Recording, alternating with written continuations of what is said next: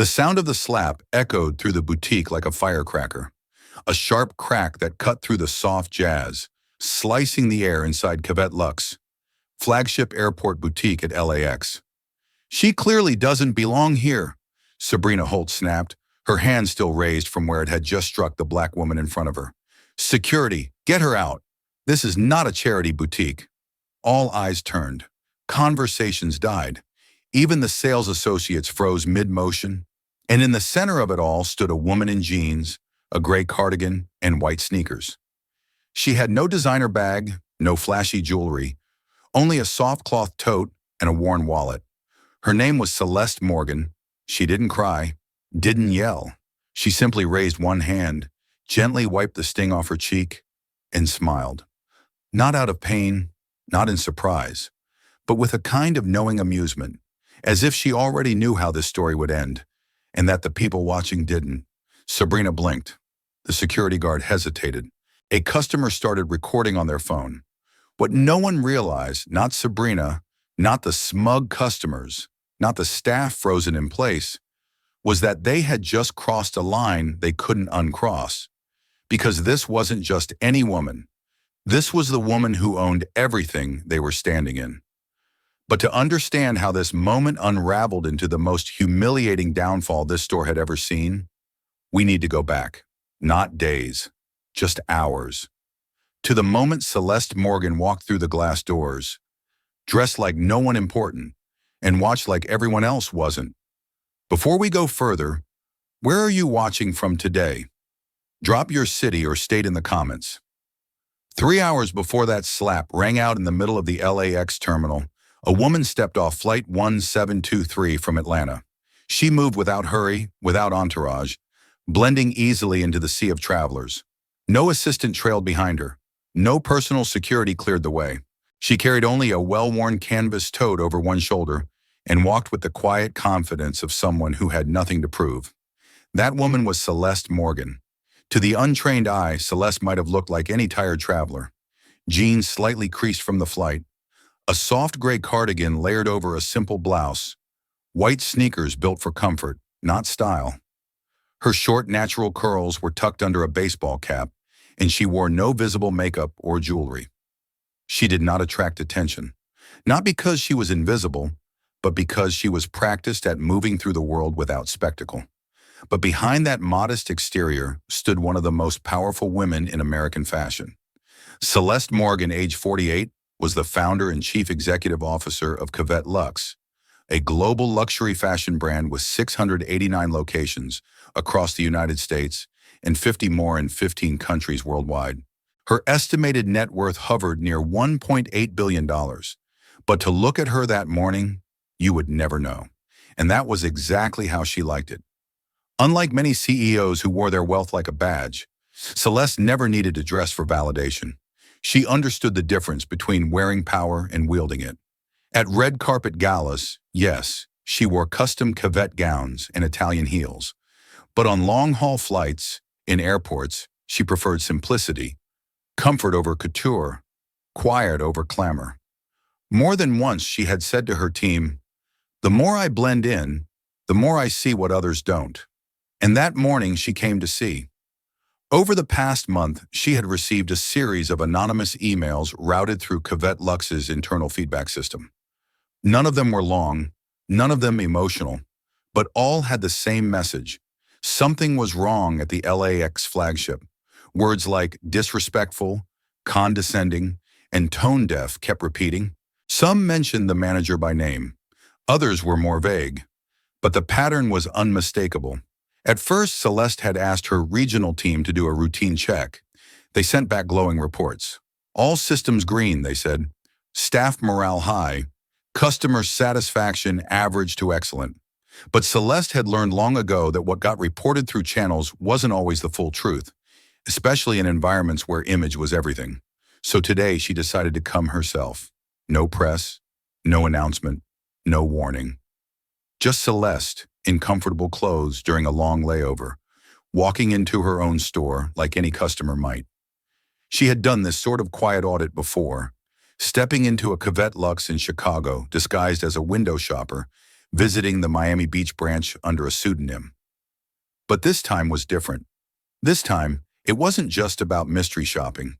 It was about protecting something she had built with her own hands, heart, and history. Because Cavette Luxe wasn't just a brand to her, it was a promise. A promise that luxury didn't have to mean exclusion, that beauty didn't have to come at the cost of dignity. Celeste had grown up watching her mother be followed in stores, eyed suspiciously for daring to touch fine fabric. She had stood silently beside her as a saleswoman refused to let them try on dresses without an appointment.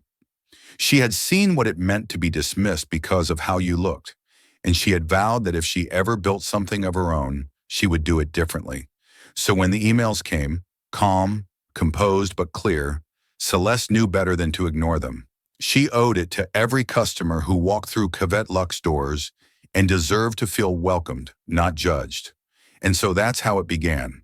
A billionaire founder walking unnoticed through the concourse at LAX, quietly making her way toward the entrance of a boutique that bore her name in gilded silver letters. She didn't wear heels. She didn't carry a Birkin. She didn't announce her arrival, because she wasn't there to be seen. She was there to see. The store shimmered ahead, bright lights reflecting off polished marble, racks lined with seasonal couture, display cases glistening with high-end accessories. The air inside was cool, scented faintly with orchid and sandalwood, piped in from hidden vents, the kind of place that whispered luxury without having to shout it.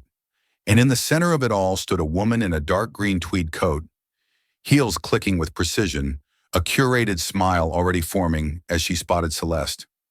Her name was Sabrina Holt, and what she saw in that moment wasn't a woman who owned the world she was standing in. What she saw was someone who didn't belong, and that was her first mistake. Sabrina Holt spotted the woman before she even fully stepped through the door. From behind the glass walls of the Cavette Luxe boutique, Sabrina had a perfect view of the concourse, and she noticed everything. That was her job, after all. She was the gatekeeper, the protector, the one responsible for maintaining the prestige of the flagship store at LAX. And as far as she was concerned, that meant keeping out anyone who didn't look the part. Her eyes narrowed as Celeste Morgan entered. Jeans, sneakers, a soft gray cardigan, a tote bag slung casually over her shoulder. No designer logos, no makeup, no statement jewelry. Just plain. Too plain, and in Sabrina's world, plain meant problematic. Sabrina tilted her head slightly and took a step forward. Her heels clicked against the marble floor with practiced elegance. She wore a dark blue tweed coat over a fitted blouse, a short tailored skirt, and stiletto heels that echoed with authority. Her blonde hair was pulled back into a perfect chignon, her makeup expertly applied. Every inch of her was curated, deliberate, elite. She didn't just work at Cavette Luxe, she embodied it. So when she saw Celeste browsing near the fragrance display, Sabrina's instincts kicked in like muscle memory. She crossed the room with a smile that didn't quite reach her eyes. "Good morning," she said sweetly, positioning herself just a little too close. "Are you looking for something in particular, or just killing time between flights?" Her tone dripped with saccharine charm, the kind reserved for people you had already decided didn't belong. Celeste turned slowly to face her, expression unreadable. "No, I'm exactly where I meant to be," she replied calmly. Sabrina blinked. That wasn't the response she expected. Most people in Celeste's position, people Sabrina had deemed out of place, usually got flustered, defensive, or apologized and left. But this woman was composed, almost self-assured. Still, Sabrina pressed on, keeping her smile firmly in place. "It's just that we don't see a lot of, casual shoppers in this location. You know, given the price point." She gestured vaguely at a rack of coats, the cheapest of which retailed for over $2,000. Her voice stayed soft, but carried a tone of exclusion, of polite rejection dressed up as customer service. Celeste nodded once, then turned her gaze to a nearby jewelry case. "Looks like you have some new arrivals this season." Sabrina's smile tightened.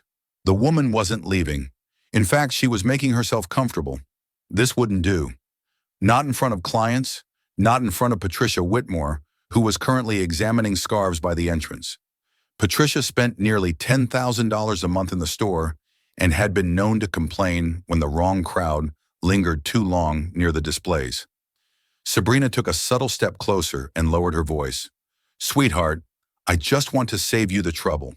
This isn't the kind of place where people come to browse. These are serious pieces, investment pieces. I wouldn't want you to get sticker shock." Celeste slowly raised her eyebrows. "Sticker shock?"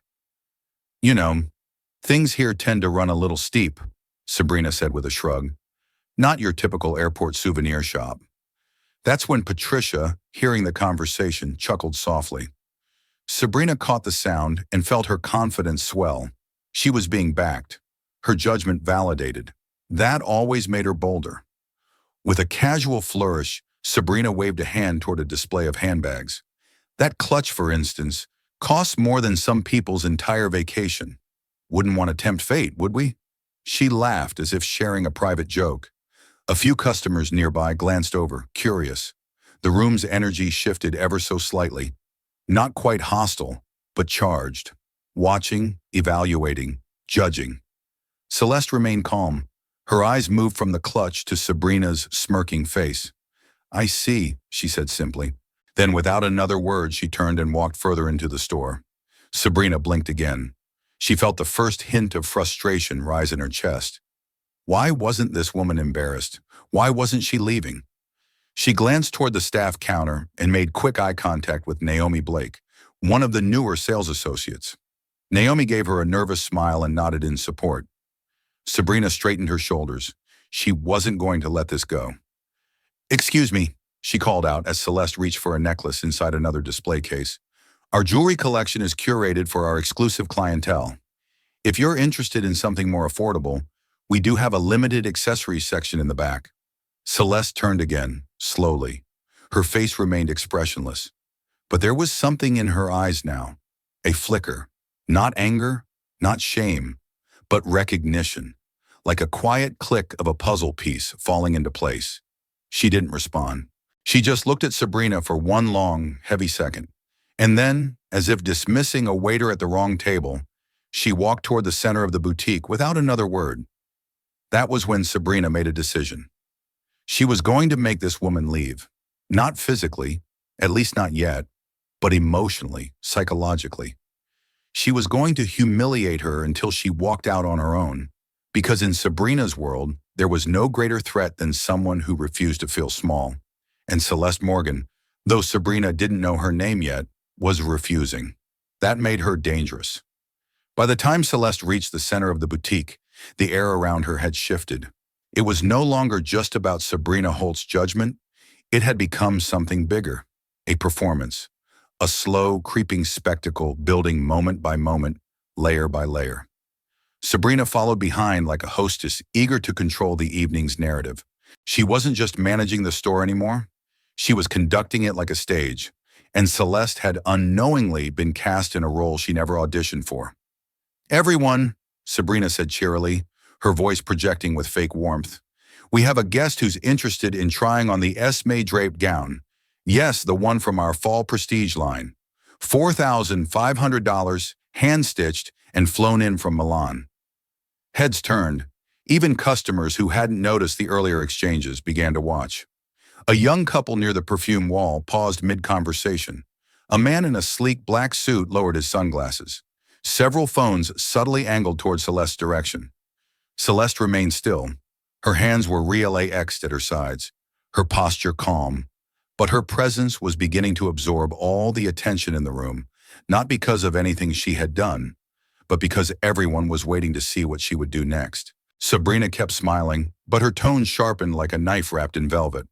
"We usually require a credit check for fittings at this level, of course, but I'm sure we can make an exception just this once."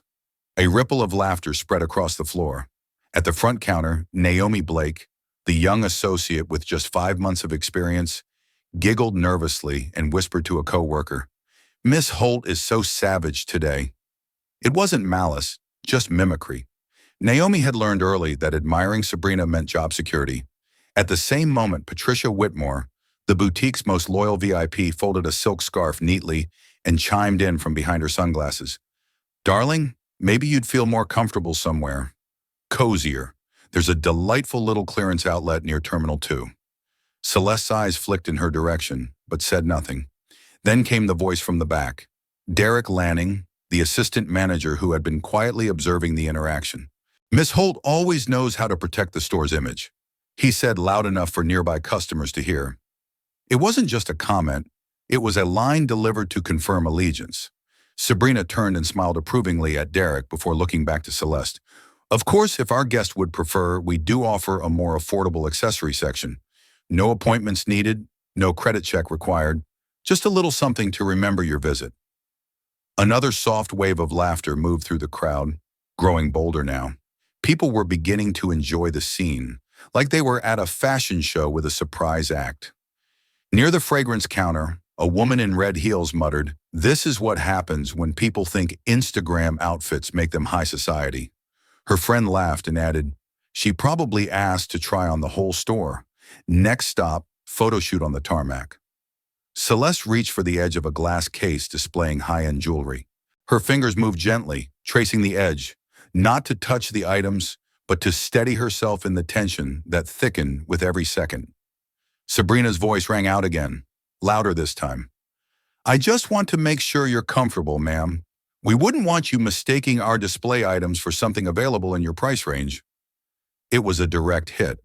The crowd murmured, some laughing, some raising their brows in silent awe. A man near the leather bags clapped slowly once, like he had just witnessed a perfectly delivered roast. Celeste didn't flinch. She didn't break eye contact. She didn't even blink. She simply said, "You assume a lot for someone who knows so little."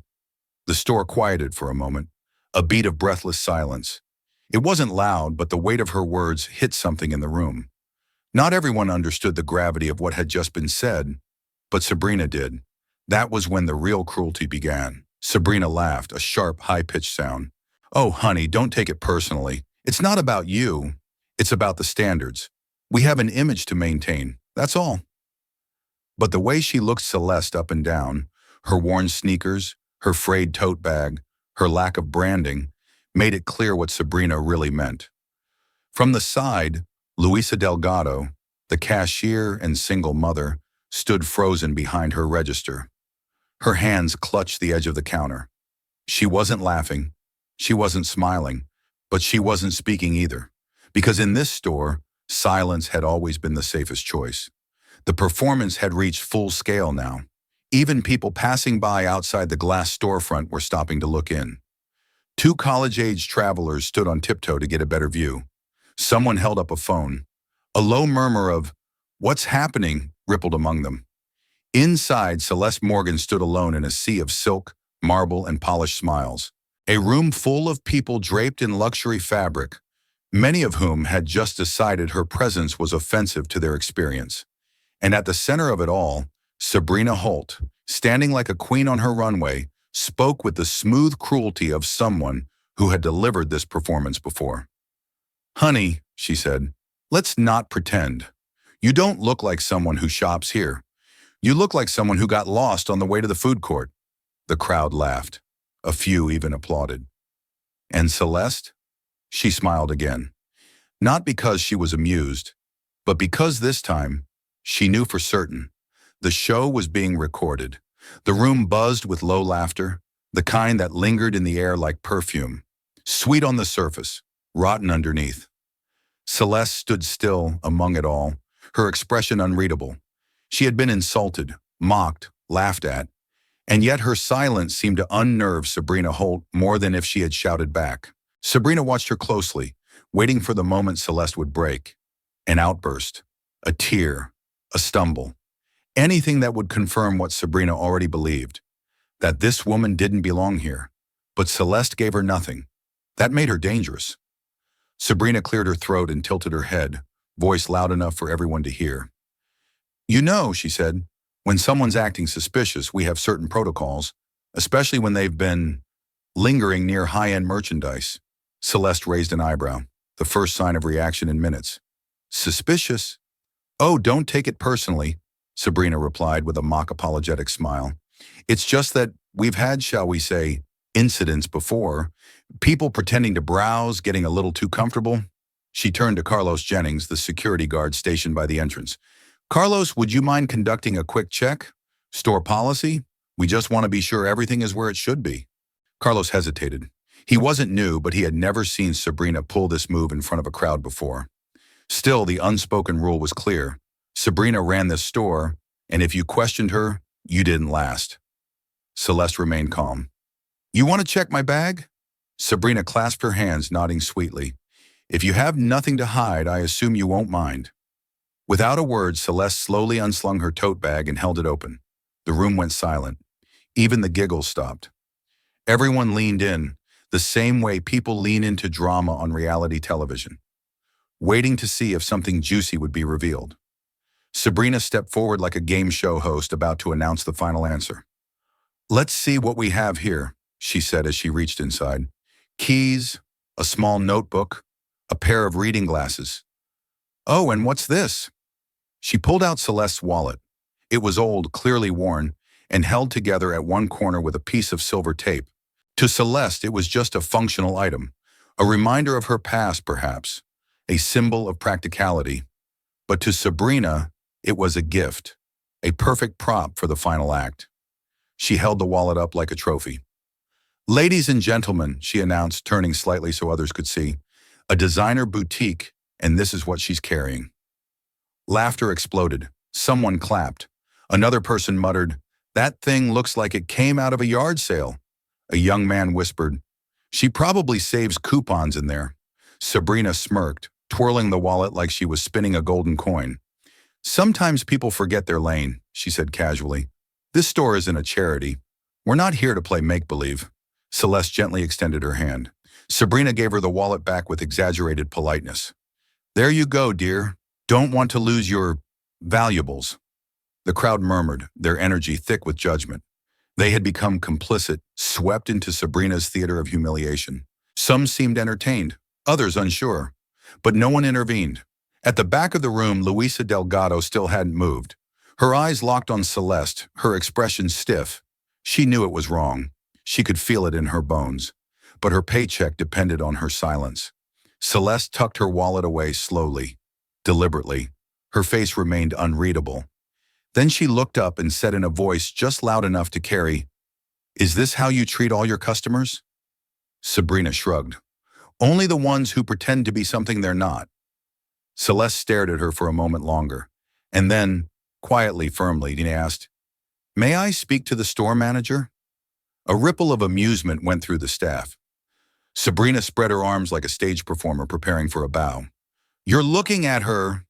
She took a step closer and dropped her voice to a theatrical whisper.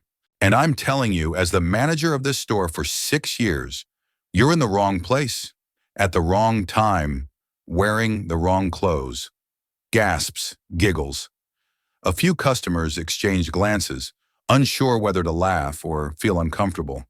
But Sabrina didn't care. She was all in now. The applause had started and she wasn't going to stop performing. Celeste didn't respond. She simply stepped back, lifted her phone out of her tote, and opened the camera. She didn't aim it at Sabrina. Not yet. She just held it in her hand, still recording. Because Celeste Morgan wasn't here to fight back. She was here to collect evidence. And the show, though they didn't know it, had just entered its final act. Celeste walked toward the exit of the boutique without a word, her movements as composed as ever. Behind her, the hum of laughter still lingered like smoke. No one tried to stop her. No one called after her. Most assumed she had finally accepted the message. She was not welcome, but they had misunderstood everything. As she stepped back into the open concourse of the LAX terminal, the sterile brightness of the space washed over her like cold water. The contrast was stark. Inside had been tension, cruelty, ego. Out here, just footsteps and distant flight announcements. She could still see the store through the glass walls. Sabrina's figure, the amused faces of customers, the casual chaos of self-congratulation. Celeste took a slow breath, then pulled out her phone and tapped a contact simply labeled MR. The phone rang twice before it was picked up. Malcolm Reed, said the voice on the other end. It's me, Celeste said quietly. Malcolm didn't respond immediately. He didn't need to. He knew the weight of her tone. I need a code black response team dispatched to the LAX flagship immediately. Legal, HR, internal operations, the full protocol. No press for now, but have media liaisons briefed and on standby. ETA? Malcolm exhaled. We can have boots on the ground in 40 minutes. I can get legal there in 20. What happened? Celeste's eyes never left the boutique window. They failed. That was all she needed to say. I'll notify everyone, Malcolm replied. You want the ownership documentation brought in? Yes, along with surveillance backups from the internal camera system, just in case anyone tries to wipe anything. Pull the local security footage too. And Malcolm, yes? Tell Daria to bring the full compliance termination kit. We may be cleaning house. Understood. Celeste ended the call. She didn't move. She simply stood still, outside the very space she owned, watching as her name was turned into a punchline. Inside, Sabrina Holt was radiant. She stood at the center of the store like a pageant queen basking in spotlight. Her heels clicked confidently as she strode toward the front counter where Luisa Delgado and Naomi Blake stood, pretending to organize inventory. Well, Sabrina announced, I think that went beautifully. Problem neutralized. Naomi offered a nervous laugh, unsure of what she was supposed to say. Luisa nodded, but her hands trembled slightly as she arranged lipsticks on the display. Sabrina turned toward the remaining customers, spreading her arms theatrically. Thank you all for your patience and for understanding the importance of maintaining standards. It's not always glamorous work, but someone's got to preserve the brand. A few customers clapped. One even lifted a champagne glass, unaware of how grotesque the celebration had become. Naomi, Sabrina said with a snap of her fingers, would you be a dear and bring out the Dom Perignon? I think today's work deserves something elevated. Naomi hesitated. The reserve bottle? From the back? Sabrina smiled brightly. Exactly. This is a first-class retail experience. Let's toast to never compromising on quality. Naomi disappeared into the back room. Celeste, watching through the glass, saw her disappear behind the velvet curtain that concealed the staff area. For a moment, she closed her eyes. She had built Cavette Luxe on the idea that fashion could be aspirational without being cruel, that wealth didn't have to mean worth, and that beauty was not a license for exclusion. But here in her most visible location, in the store that was supposed to embody her values, the leadership had chosen arrogance over empathy, and that could not stand. Back inside, Naomi returned with the champagne. Sabrina took the bottle from her with reverence, holding it aloft like a trophy. To excellence, she declared, to exclusivity, and to never lowering the bar. Glasses clinked. People smiled. Derek Lanning laughed and added, to Miss Holt, the standard bearer. Sabrina bowed slightly, soaking in the admiration.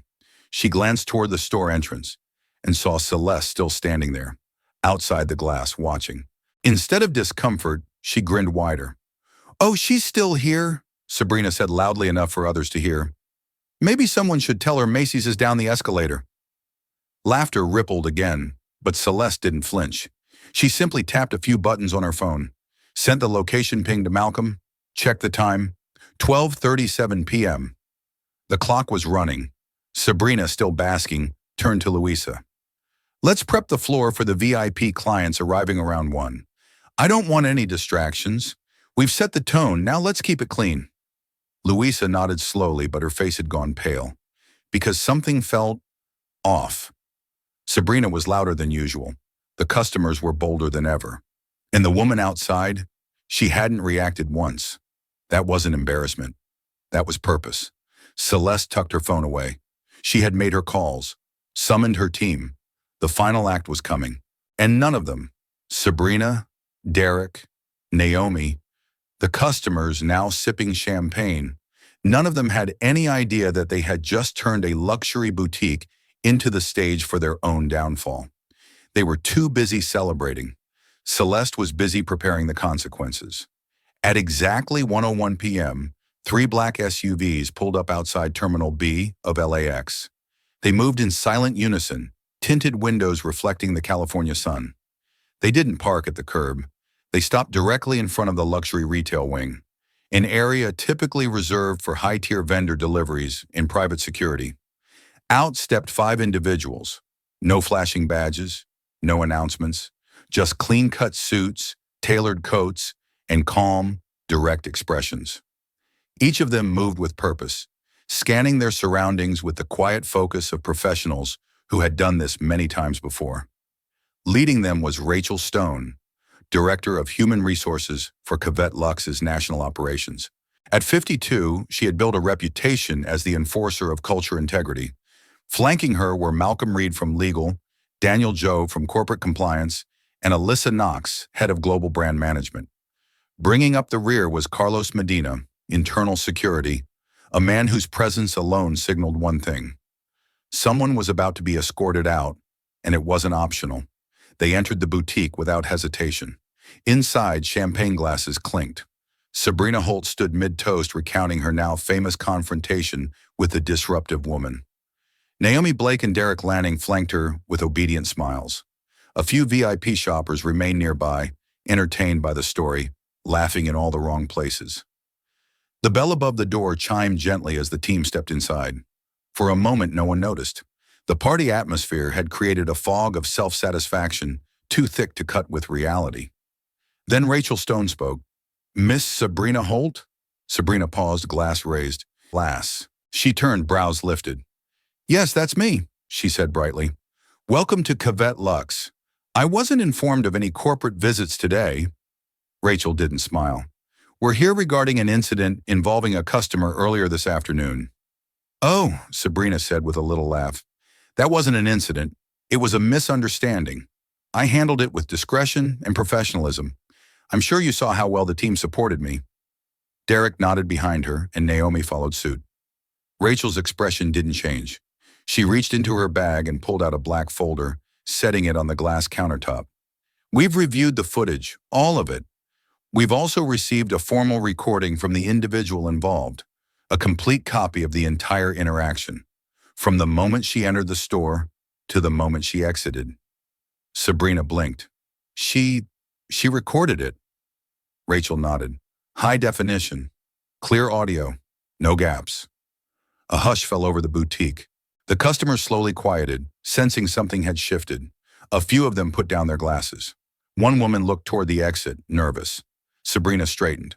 "I'm sure when reviewed in context, it will show I acted within company policy. I followed the store's standards." Rachel looked her in the eyes.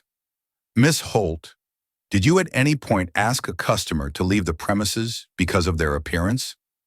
Sabrina hesitated. Well, not in those words. But this is a luxury environment. We have expectations. Visual presentation is part of our brand.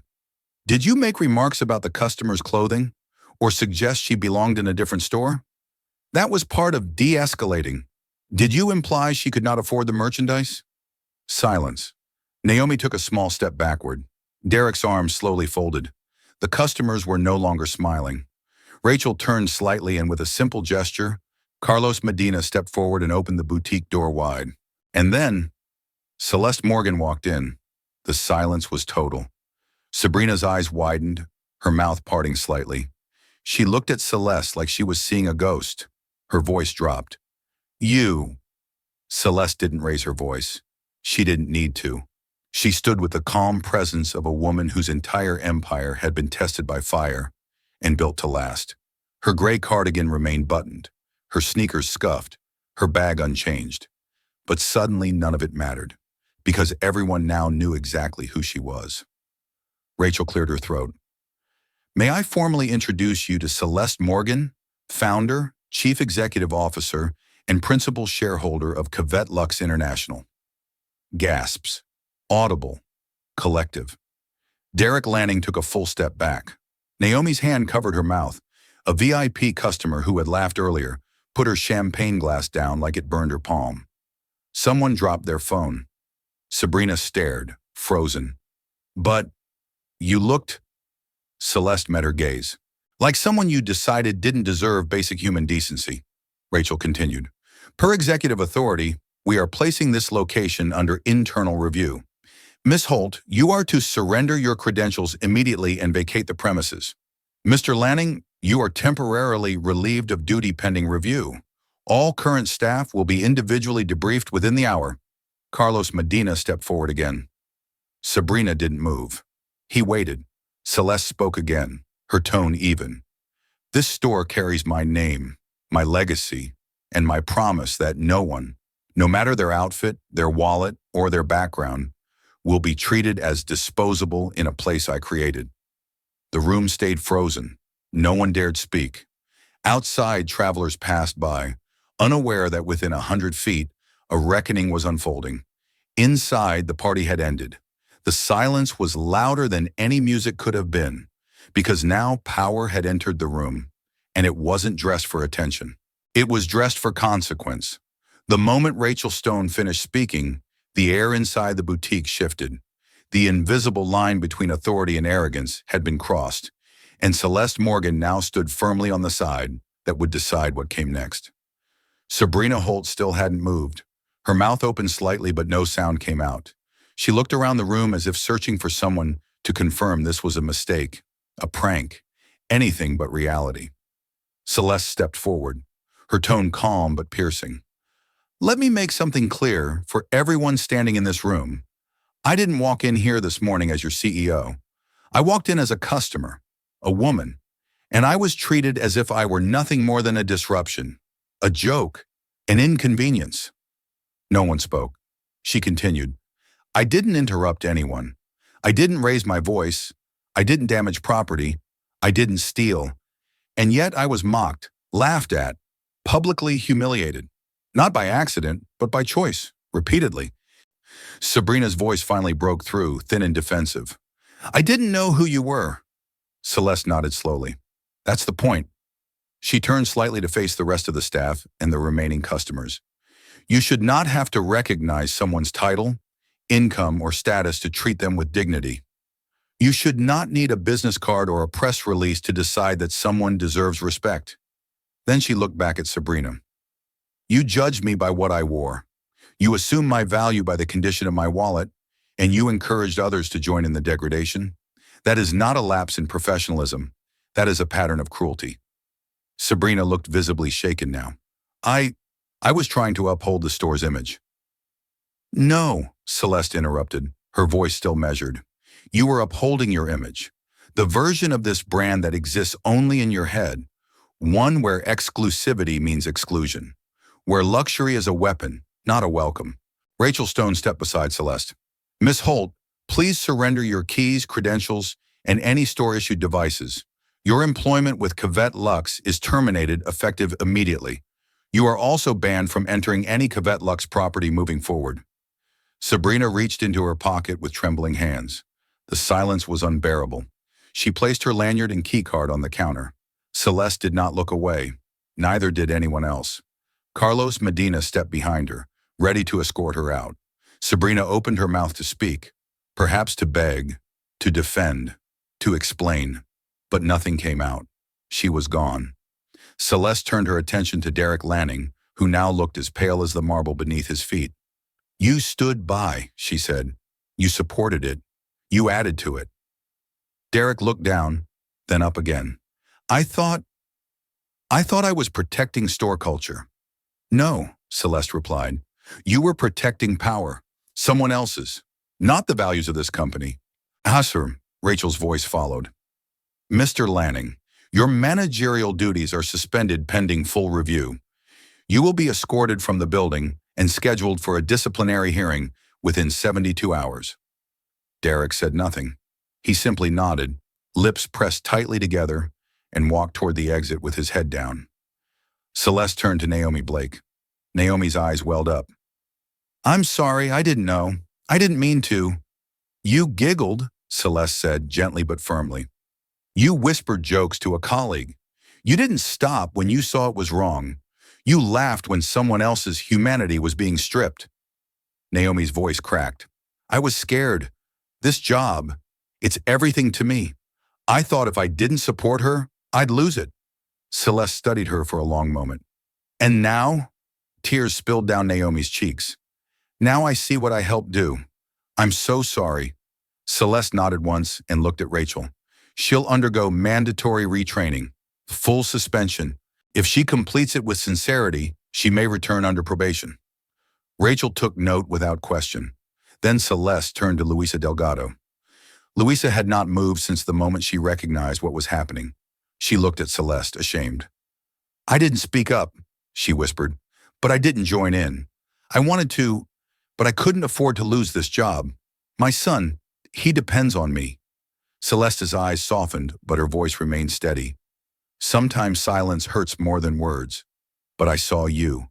I saw how still you stood, how much it cost you to say nothing." She turned to Rachel. "Luisa will receive full ethics and bias training, but she stays. Her role will be reassigned to a team with stronger mentorship." Luisa's breath caught. Her lip trembled. She nodded silently, overwhelmed. Celeste finally faced the remaining customers, many of whom now avoided her gaze. Several had quietly tried to slip toward the back or edge of the boutique, as if hiding in silence could erase their complicity. She spoke without raising her voice. To those who joined in, laughed, and encouraged this behavior, understand this. You were guests in a space you do not own, but you acted like gatekeepers, like arbiters of who belongs. And in doing so, you exposed your values far more clearly than I ever could. Rachel addressed the customers firmly. Those who were recorded participating in public harassment will be contacted by our legal team. Several are now banned from Cavette Luxe properties indefinitely. The gravity of it all landed. No more laughter, no more toasts, no more performance. Celeste Morgan walked to the center of the store, the same spot where hours earlier she had been mocked, and looked around at the remnants of arrogance. The reckoning was not loud. It was not vengeful. It was deliberate. Because true power does not need to shout. It simply walks in and rewrites the rules. The store was silent now. The marble floor that once echoed with laughter and the clinking of champagne glasses now stood still, as if holding its breath. The boutique, once a fortress of curated elitism, had become the backdrop for a different kind of power. A quiet, undeniable truth reclaiming space. Celeste Morgan stood in the center, not flanked by security or assistance, but alone. That was how she had entered, and that was how she chose to speak. Behind her, Rachel Stone, in the internal team, stood respectfully. Around her, the remaining staff and customers had formed a cautious semicircle. Some averted their eyes. Others stared, wide-eyed, as if finally seeing the woman they had refused to look at hours before. Celeste took a deep breath, then spoke.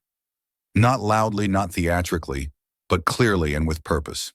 "I built Cavette Luxe not to be a fortress, but a mirror. A reflection of confidence, of ambition, of self-expression. I wanted a place where people could feel powerful wearing what made them feel beautiful, regardless of where they came from." She paused. Her gaze swept across the room.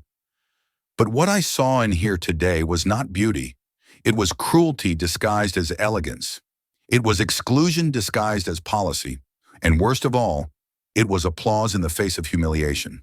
No one moved. "I was treated as an outsider in a place I created, because I wore sneakers, because my wallet was taped, because I didn't match someone else's idea of luxury." She let that settle, the weight of it, the absurdity of it.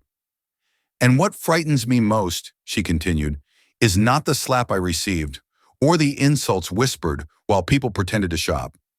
What frightens me is how easy it was for so many to join in, how quickly silence became compliance, how comfortably strangers laughed while another human being was degraded."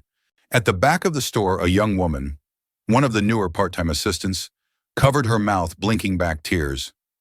Celeste saw her. She didn't call her out, but the moment mattered.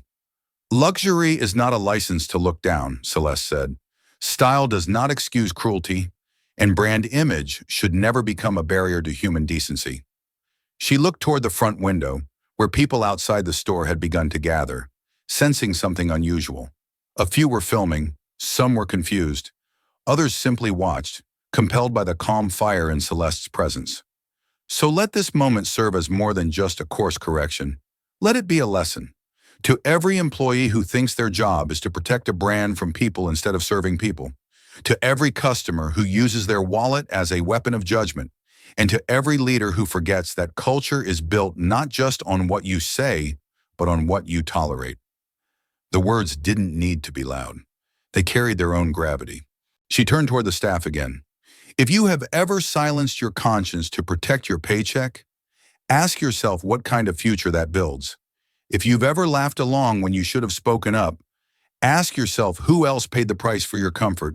And if you've ever judged a person's worth by the condition of their clothing, remember that one day someone may judge you for things you cannot afford to change. Rachel Stone stepped forward, but Celeste gently raised her hand. She wasn't finished yet. This isn't about revenge. It's about responsibility. We don't grow by punishing. We grow by learning. And we don't move forward by burying mistakes. We move forward by facing them. She took out her phone, the same one she had used to record everything earlier that day. She held it up, not to intimidate, but as a symbol. I have the footage. I could go viral. I could expose every face, every voice, every cruel remark. But I didn't build a billion-dollar brand by seeking revenge. I built it by choosing what's right, even when no one was watching.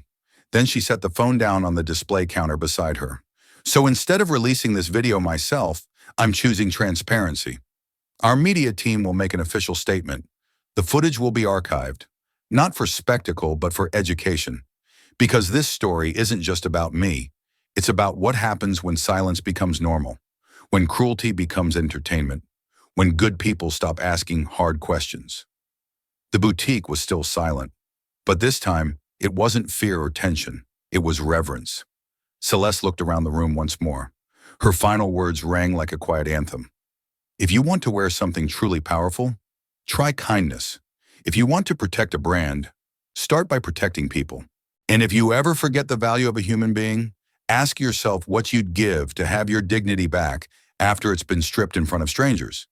She didn't wait for applause. She didn't need it. Instead, she nodded once to Rachel, gathered her bag, and walked toward the exit. Outside, the LAX terminal bustled as if nothing had happened. But inside this boutique, everything had changed.